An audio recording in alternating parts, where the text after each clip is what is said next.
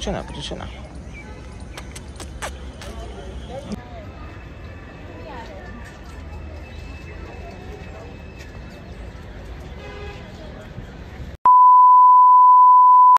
Hello, good morning সবাইকে। Welcome to the brand new day and brand new blog. আজকে Saturday, তো আজকে আবার যেমন প্রমিস করেছিলাম যে আজকে একটা ব্লগ করব, কুতুব মিনারের ব্লগ করব, সেই কুতুব মিনারের ব্লগ করতে চলে এলাম। তো আজকে হচ্ছে স্যাটারডে, তো আজকে প্রচন্ড একটু ভিড় আছে, খুব রাশ আছে, সেই জন্য দেখছি কতটা ট্রাই করা যায়, কতটা মানে ক্যাপচার করা যায়। আর আজকে সকাল থেকে প্রচন্ড বৃষ্টি হচ্ছে, প্রচন্ড বৃষ্টি। আমি যতবার ভাবছি যে বেরোবো বেরোবো বেরোবো, সকালবেলা কোনো রকম বেরোনো যাচ্ছে না, কোনো রকম মানে ট্রাই করছি, কিন্তু যাই হোক এখন একটু রোদ্দুর হয়েছে, একটুখানি বেশ ভালো ওয়েদারটা একটু ভালো হয়েছে, একটুখানি মেঘটা ছেড়েছে, একটু বৃষ্টিটা কমেছে, সেই জন্য ভাবলাম আসি। আর তোমরা দেখিয়ে দিচ্ছি এখানে কিভাবে কিভাবে আসতে হয়, কিভাবে কিভাবে কতটা টিকিট, কত টাকা টিকিট, কত লাগবে, কি টাইমিং আছে, আমি সবটাই বলবো। তো আমি মোটামুটি টিকিট নিয়ে নিয়েছি। এখানে এখানে খুব বড় লাইন, তো অনেকক্ষণ লাইনে দাঁড়িয়ে টিকিট নিয়ে নিলাম। তোমরা পারলে অনলাইনে টিকিট করতে পারো, আমি সমস্ত কিছু ডেসক্রিপশন বক্সে দিয়ে দেবো। আর চার্জেস হচ্ছে ফরেনারদের জন্য চার্জেস হচ্ছে 550 যদি তুমি নিতে চাও ক্যাশ, আর 600 হচ্ছে তুমি যদি কার্ডে করতে চাও, মানে বায়া কার্ড যদি করতে চাও। আর নর্মাল ইন্ডিয়ান টুরিস্টদের জন্য চার্জেস হচ্ছে 40 রুপিস করে। তো এখানে কোনো আইডি কার্ড লাগলো না। আগে যখন আমি লাস্ট টাইম এসেছিলাম তখন আইডি কার্ড লেগেছিল, কিন্তু এখন কোনো আইডি কার্ড দেখতে লাগছে না, জাস্ট ক্যাশটা দিলাম আর এটা দিয়ে দিল। আর তার পাশেই আছে ক্লক রুম, তোমাকে দেখাচ্ছি, নিয়ে যাচ্ছি। ক্লক রুম আছে, যদি তোমাদের কোনো বিলঙ্গিংস থাকে, কোনো ব্যাগ থাকে, সেই ক্লক রুমে তোমরা রাখতে পারো। আর যদি তোমাদের সঙ্গে কোনো বাচ্চা আছে, 15 বছরের কম যে বাচ্চা, যাদের ইয়ার্স 15 বছরের কম, তাদের ফ্রি এন্ট্রি, তাদের কোনো চার্জেস নেই। ঠিক আছে, তো চলো তাহলে যাওয়া যাক সামনে। আমি দেখাচ্ছি ঠিক কোথায় টিকিট কাটতে হবে আর ক্লক রুমটা কোথায়, তো তোমরা দেখাও। ঠিক আছে,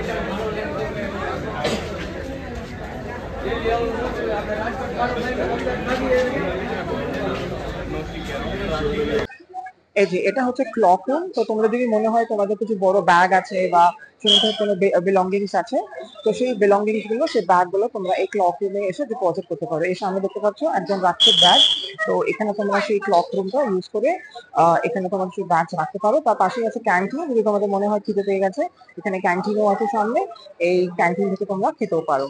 প্লাস আমি যেখান থেকে টিকিট কাটলাম, এই যে হচ্ছে সেই টিকিটের জায়গা, এখান থেকে টিকিট কাটতে হয়। এই যেমন আমি বললাম, এই যে ইন্ডিয়ান টুরিস্টের লাইন হচ্ছে এইগুলো, আর একদম ফার্স্টে ফরেনার যে লাইন, সেখানে আর কি ফরেনার যে টুরিস্টরা আসবে, সেটা ওই ফার্স্ট লাইনে গিয়ে ওখানে লাইন দিতে হবে। আমি একটু দেখিয়ে দিচ্ছি সামনে গিয়ে। এই যে এটা হচ্ছে ইন্ডিয়ান, আমাদের যে ইন্ডিয়ান যে টুরিস্ট, এটা হচ্ছে এই লাইন। আর ওই ফার্স্টে ওই দিকে হচ্ছে ফরেন টুরিস্ট। আচ্ছা, তাহলে কিভাবে আসবো আমি একটু বলে দিই। আমি যেহেতু সাকিতে থাকি, তো আমি সাকিত থেকে অটো নিলাম, একদম 150 রুপিস নিল একদম। সাকিত আমার বাড়ি থেকে অটো নিয়ে একদম আমি সামনে চলে এলাম, মানে এই কুতুব মিনারের সামনে আমি চলে এলাম। ঠিক আছে, তো তোমরা যদি আসো, তোমরা সাকিতেও নামতে পারো, সাকিত থেকেও অটো পাওয়া যায়, ডাইরেক্ট অটো নিয়ে এখানে আসতে পারো। অথবা কুতুব মিনার মেট্রো স্টেশন আছে, সেই কুতুব মিনার মেট্রো স্টেশনে নেবে, তোমরা ওখান থেকে অটো নিতে পারো, অটো নিয়ে এখানে আসতে পারো। তো হয়তো 200-250 বলবে ওখান থেকে, যেহেতু বাইরে থেকে আসবে। তো মোটামুটি রেঞ্জ হচ্ছে 100 আর 150-র মধ্যে। তো তোমরা যখন আসবে একটু বার্গেনিং করে নিও, বিকজ এখানে চার্জেস চাইবে, যেহেতু দেখবে কুতুব মিনার এসছো বা মানে বাইরে থেকে এসছো, তো সেক্ষেত্রে চার্জেসটা হয়তো একটু বেশি চাইবে, তো সেক্ষেত্রে বার্গেনিং করে নিও।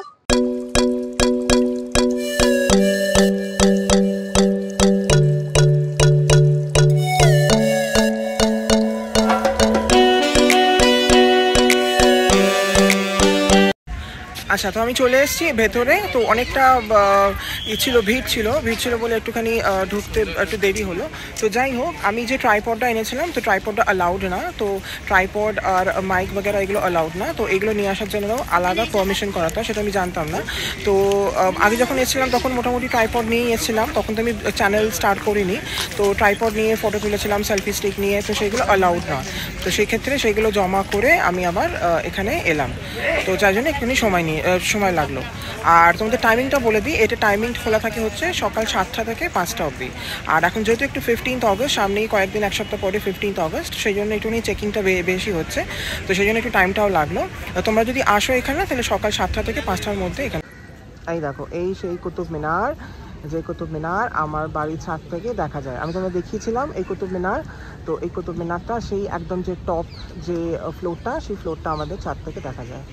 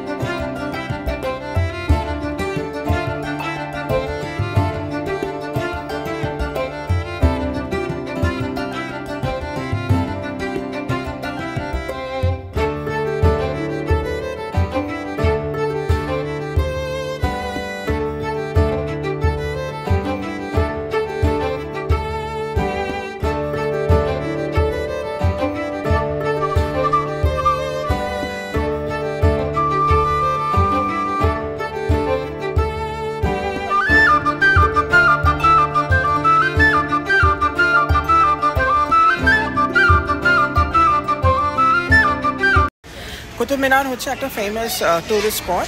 দিল্লিতে আসলে সবাই মোটামুটি এখানে আসে, ঘুরতে আসে। তো স্যাটারডে সানডে একটু ভিড় থাকে, আর উইকডেজে মানডে টু ফ্রাইডে একটু ভিড়টা কম থাকে, যেহেতু এটা একটা ফেমাস টুরিস্ট স্পট। তো এখানে সবাই মোটামুটি এসে টাইম স্পেন্ড করে, দেখে।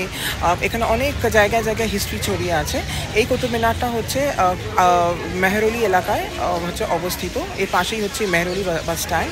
আর এটা হাইটটা বলে দিই, এই হাইটটা হচ্ছে 72.5 মিটার্স। ঠিক আছে, এতটাই লম্বা।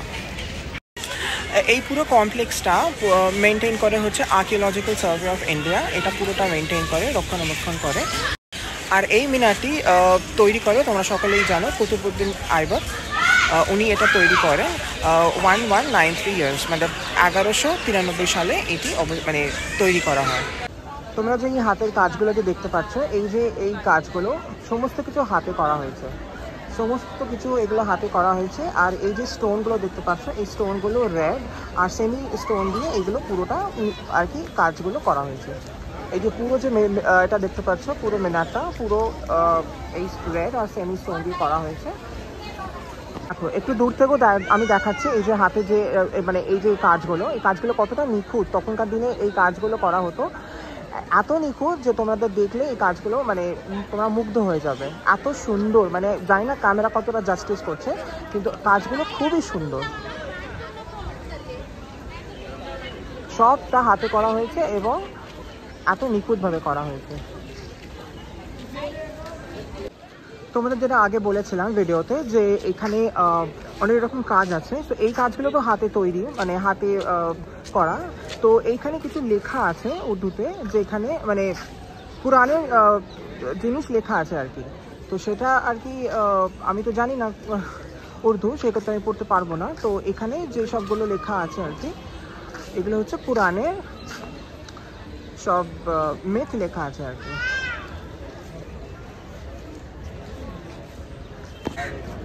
এই যে তোমরা যে পিলারটা দেখতে পাচ্ছ, এটা হচ্ছে একটা আয়রন পিলার। এটা আগে গিয়ে টাচ করা যেত আর কি, এখন সেটা টাচ করা যায় না। এখান দিয়ে বাইরে দিয়ে আর কি চারপাশ দিয়ে ঘিরে দিয়েছে। এটা হচ্ছে লুজ স্টাম্প আয়রন পিলার বলা হয়। এটা 7.21 মিটার্স আর কি লম্বা আর কি। এই যে পিলারটা হচ্ছে এরকম, এটা হচ্ছে লুজ স্টাম্প আয়রন পিলার। এটা 7.21 মিটার্স লম্বা। আর এটা কনস্ট্রাক্ট করেছিল হচ্ছে চন্দ্রগুপ্ত মৌর্য 4th সেঞ্চুরিতে।